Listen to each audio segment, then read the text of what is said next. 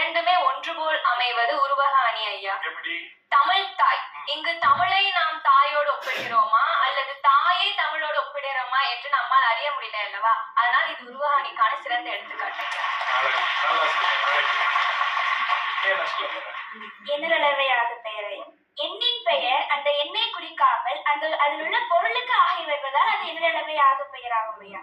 இதற்கான எடுத்துக்காட்டு ஒன்று பெற்றால் ஒளிமயம். இங்கு ஒன்று பெற்றால் ஒளிமயம் என்பது அந்த எண்ணை குறிக்காமல் அந்த குடும்பத்திற்கான ஒரு குழந்தை இருப்பதை உணர்த்துவதால் இது எண்ணலவை ஆகு பெயராகும் ஐயா. கூழை எதுகையா?